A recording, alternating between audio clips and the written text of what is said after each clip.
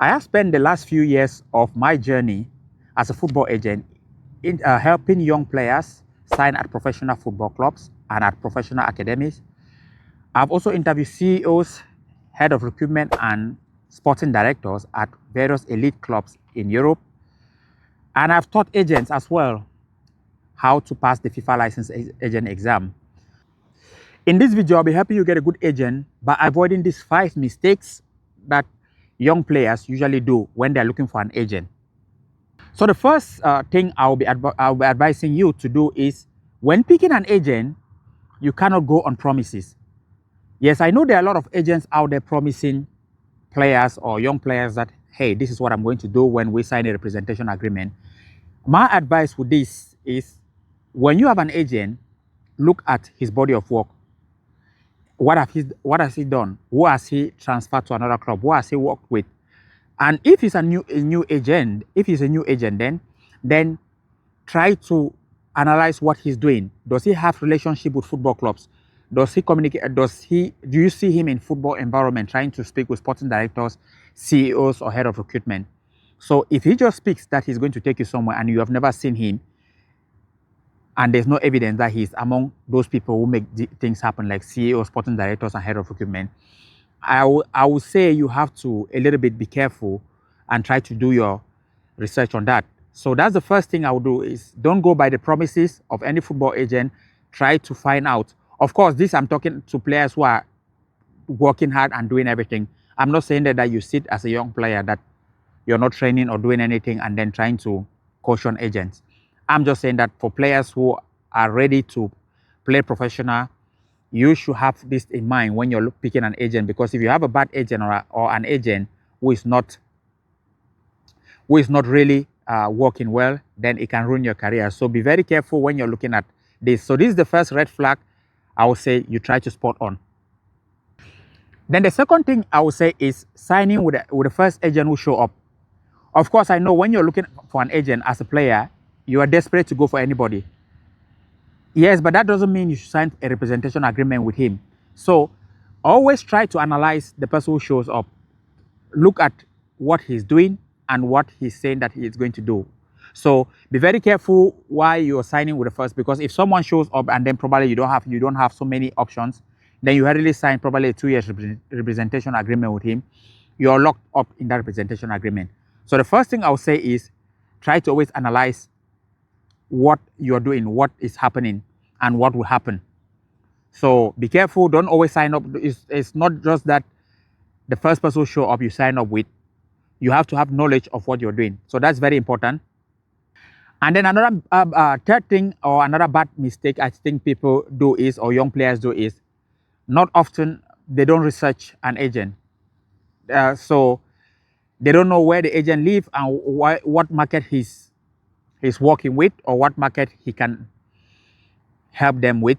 Because each agent, there are agents who have specific markets that they can work with. It's challenging for you to see an agent who know every market.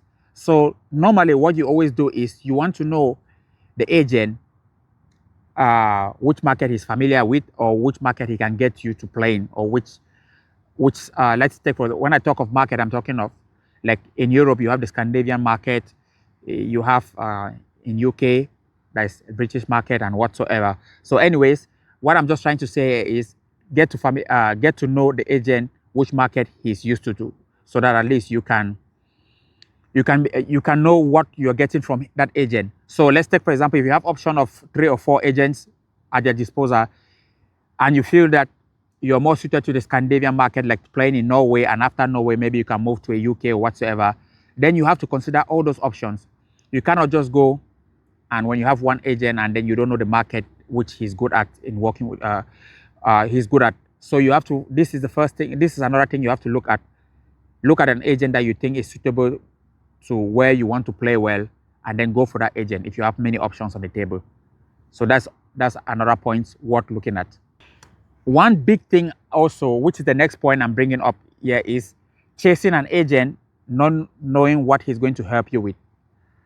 I think this is a very key part also. When you chase an agent not knowing what he's going to help you with, and so don't be surprised when probably when you sign a contract or a representation agreement with him, then it gets quiet, and then probably he contacts you after some maybe 7 or 8 months that he hasn't seen anything.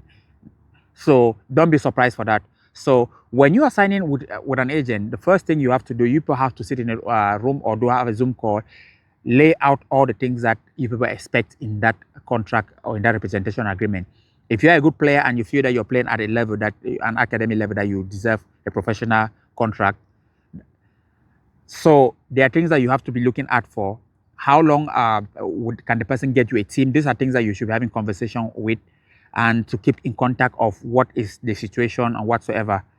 When are you going for trials? All these things are open discussion that you can have with an agent. If the person also, if people are really open to working with each other, it should be basic, plain, and that you people can work with each other and have this honest conversation, so that while you are training and keeping fit and doing the practices, you should also know that the agent is doing the job. Because when you people combine and you people have a common goal, normally you people succeed. It's always challenging also for agents to find team, but it's always also important to open up. Let's take, for example, if an agent to try to get you a team, and then they say, sorry, there's no contact there. Sorry that they don't want to work with that agent. That club doesn't want to work with that agent. It's also very important for that agent to come and open up to you and say, hey, I went here and it was like this, so we're going to try here. So these are the things that if you have an agent who can open up to you like this way, it's even very powerful, because at least you people trust each other. And lastly, what I would say is signing without understanding the agreement. When you have any representation agreement, make sure on the table you have to have an idea of what is going on that paper. So always check how much is the commissioning and all those basic things that you have to check before signing. Of course, as an agent, what an advice that I always give to players is, when signing, of course, the rules for an agent says that you have to check for a lawyer. But I think most of young players, you guys don't have a lawyer. So those things, rules on paper is, yes, it happens, but on real practical life, it doesn't happen, because I've actually been in the agency for quite 2 years now. So I know how it works. So still at that, find a way to always check what you're signing. Look at the paper, try to read every instruction, know your commissioning, get to know, familiarize yourself with the paper. When you have a paper from an agent, you say, hey, okay, can I check this back home with my parents and go through it 1 or 2 times, and then ask for that time so that the agent gives you, so that when you go home, if you know someone who also is familiar with paper, document, and all those kind of stuffs, ask information from that person to go through that paper with you. So these are the things that are very important. These are the few things that you can always keep an eye on when signing or when looking for a good agent, so that at least you know you are getting someone that can help your career. Because I tell you one thing, a bad agent will kill your career, and a good agent takes you very far. What a good agent does is, if he sees a market that is not suitable to you, he's going to give you 1 or 2 advice also, and say, okay, let's be patient here and go to this other market. I have contact here. Yeah, there you can excel. This is how football works. Okay, so I will say these are very important things for you as a player, because we have seen this happen, that top players get done by agents. And also, you player, it's also a responsibility. It's not on agents. It's also on your responsibility to take charge of your career. Look at anything you're signing, so that at least you get ideas. This also, our parents also, that you come across this video, you start to understand this, because your sons or daughters are young.